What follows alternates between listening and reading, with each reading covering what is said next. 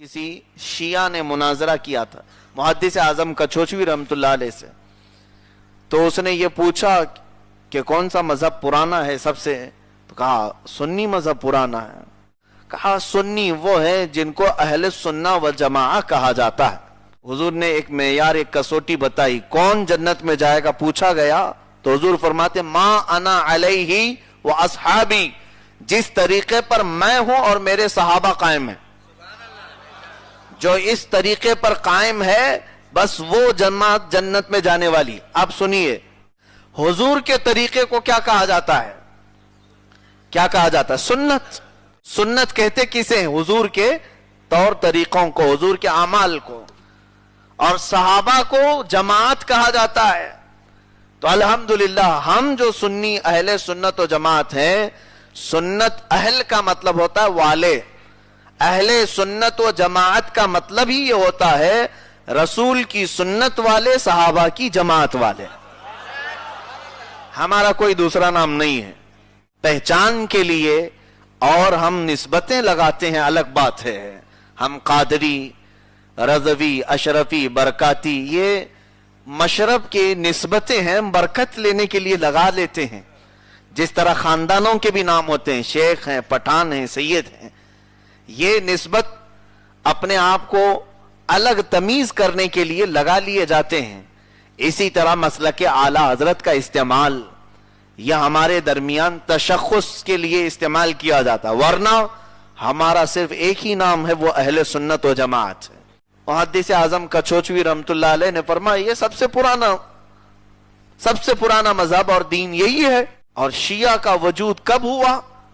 جب حضرت علی رضی اللہ تعالیٰ عنہ کے اور حضرت امیر معاویہ رضی اللہ تعالیٰ عنہ کے درمیان معاملات ہوئے، اور اس کے بعد حضرت علی کی حمایت میں ایک فرقہ نکلا اور وہی شیعہ کہلانے لگے. پہلے تو ان کا نام شیعان علی تھا، یعنی علی کے حمایتی. پھر یہ بڑھتے بڑھتے غلو کرنے لگ گئے. غلو میں مبالغہ اتنا بڑھا کہ حضرت علی کو نبی کے درجے تک پہنچا دیا.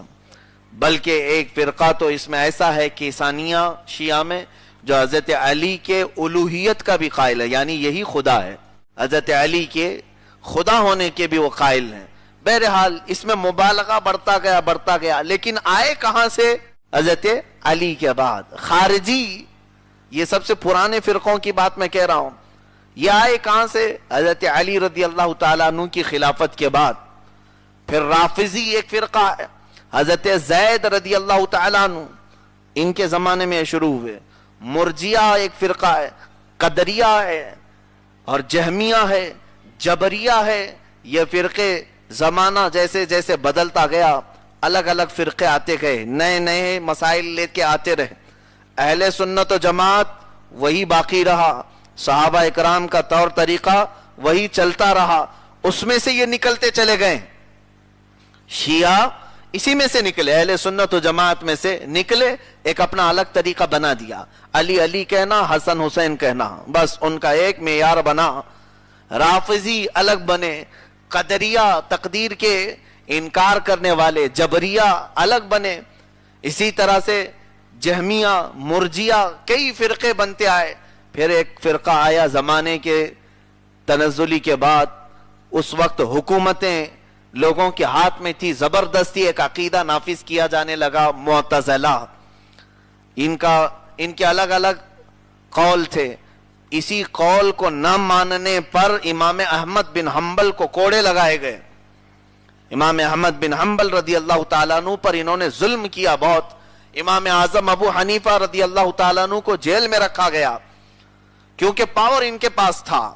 لوگ آج ہم سے سوال کرتے ہیں، ارے حرم پاک میں یہ سب چل رہا ہے، مکہ میں، مدینہ میں یہ چل رہا ہے، تو آپ کیوں نہیں فالو کر لیتے؟ مکہ اور مدینہ میں بہت پہلے بہت کچھ چل چکا ہے.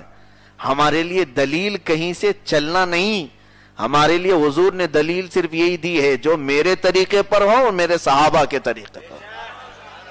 اب حضور کے طریقے پر اور صحابہ کے طریقے پر کوئی قائم، وہ مکہ میں ہو یا مدینے میں ہو یا پھر کسی چھوٹی جھونپڑی میں ہو، ہمارا امام ہے. اور اس طریقے سے ہٹا اور پھر وہ کعبے کا بھی امام بنے تو ہمارا امام ہو نہیں سکتا. अब सुनिए आगे की बात, मैं जिस लिए इस बात को छेड़ा हूं, फिरके बनते आए, इस शियों में इतने बड़े बड़े अलग अलग जमातें बनती गईं, इस्माइलिया, इस्ना अशरिया, जैदिया, गुलातिया, अब मैं कितने फिरकों के नाम शुमार करूं, 72 से ज्यादा तो फिरके कब के वजूद में आ गए थे। हुजूर सैयदना गौसुल आजम दस्तगीर रदी अल्लाह ताला अन्हु ने अपनी किताब गुनियतुत तालिबीन में तकरीबन 72 फिरकों का नाम भी लिख दिया है उस जमाने में, कि ये सब खारिज हैं, अहले सुन्नत व जमात से निकले हुए हैं। उनके जमाने में ही 70 से ज्यादा थे, तो अब तो 1000 साल गुजर गए, 700 और पैदा हो गए होंगे, बल्कि उससे भी ज्यादा हो गए होंगे। ये सब निकलते गए। उसके बाद फिर नई नई जमातें आई, बाज लोग फिर अपना एक तरीका ले आए, अपने आप को उन्होंने सलफी कहा। फिर एक जमात आई, उन्होंने अपने आप को हदीस वाला कहा, हम अहले हदीस हैं। फिर एक जमात आई, उन्होंने कहा हम सिर्फ अहले कुरान हैं, हम कुरान की मानते हैं और कुछ नहीं मानते, जिनको चकड़ालवी कहते हैं। कुछ आए नेचरी तबई जमात, ये गालिबन सर सैयद अहमद खान के फॉलोअर्स थे, वो तमाम मौजज़ात का इनकार करते हैं। मौजज़ा किसी चीज का नाम नहीं है, फरिश्तों का इनकार करते हैं, फरिश्ता है ही नहीं। और वो शैतान का भी इनकार करते हैं, शैतान है ही नहीं। नेकी की कुव्वत का नाम फरिश्ता है और बुराई की ताकत का नाम शैतान है। तो उन्होंने पूरी तफसीर को तोड़ मड़ोड़ करके रख दिया है, मौजज़ों का इनकार। तो ये फिरका वजूद में आया। नेचरियत कितने ऐसे बनते गए, लेकिन निकले किस में से? अहले सुन्नत व जमात में से।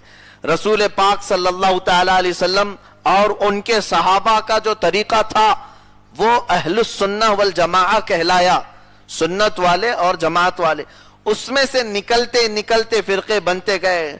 फिर उसमें से बढ़ते हुए बाद में एक जमात निकली जिन्होंने अपना नाम वहाबिया रखा, कुछ एक जमात निकली उन्होंने अपना नाम देवबंदिया रखा, अपने अपने उन्होंने नाम रखे। दारुल उलूम देवबंद जो हिंदुस्तान में उत्तर प्रदेश के एक इलाके में वाक़े है, उस मदरसे में पढ़ने वाले या वहां के तरीके को फॉलो करने वालों को देवबंदी कहा जाता है। अच्छा मियाँ, ये मदरसा कब बना, इसकी तारीख क्या है? ये मदरसा तकरीबन आजादी से कुछ साल पहले बना, यानी ले दे करके इसकी 150 साल पुरानी तारीख भी नहीं है। और उसके अलावा वहाबियत के बारे में अगर मैं आपको बता दूं, शेख मोहम्मद बिन अब्दुल वहाब नजदी अरब में एक ऐसा शख्स था जिसने तालीम हासिल की यहूदियों के हाथ में, और अरब में आकर उसने अपना एक नया तरीका इजाद किया और जितने मुसलमान थे उस जमाने में औलिया, उन सबको काफिर कहना शुरू किया। मज़ारात को उसने खत्म करवाने का ऐलान किया, फतवे जारी किया। तो नया एक फितना शुरू हुआ। तो ये कब हुआ? मोहम्मद बिन अब्दुल वहाब नजदी की अगर आप तारीख पढ़ेंगे, इसकी तारीख भी सिर्फ 150 साल पुरानी है, 150 साल पुरानी है। तो अब पता ये चला कि वहाबी उसको कहते हैं जो इब्ने अब्दुल वहाब की पैरवी करते हैं, जो 150 साल पुराना है। देवबंदी उसे कहते हैं जो दारुल उलूम देवबंद को या उनके तरीके को फॉलो करते हैं, जिसकी तारीख 150 साल पुरानी है। लेकिन अल्हम्दुलिल्लाह प्यूरिटी जो है आज तक सुन्नियों में बाकी है, जिसको अहले सुन्नत व जमात कहा जाता है। यह अल्लाह का फजल एहसान नहीं है तो और क्या है कि अल्लाह और उसके रसूल सल्लल्लाहु अलैहि वसल्लम का बेपनाह करम और एहसान हम पर, कि जो सहाबा की जमात का अकीदा था आज तक आप उसी अकीदे पर बरकरार हैं। अजीजा ने गिरामी, बाज बातें ऐसी हैं जिसको लोग ये समझते हैं कि इख्तिलाफी बातें करते हैं। नहीं, मुझे तो इससे कोई सरोकार है ही नहीं। अल्हम्दुलिल्लाह मैंने कभी फसाद या फितने की बातें हरगिज करने की कोशिश नहीं की। इस्लाह की कोशिश हमेशा से रही, अल्लाह इसी पर कायम रखे। लेकिन बाज लोग इन तमाम बातों को जो मैं अभी फिरकों के मुतालिक अर्ज किया, किसी को ऐसी उलझन का शिकार है कोई, तो खुल करके अपनी राय का इजहार करें और तशफ़ी बख्श जवाब हासिल करें, इसलिए कि इससे आपके ईमान का ताल्लुक है, आपके अकीदे का ताल्लुक है। इसमें अगर जरा बराबर गड़बड़ी हुई तो पूरा हमारी जिंदगी का सब किया करा सब खत्म होगा और सीधे जहन्नम में ले जाया जाएगा।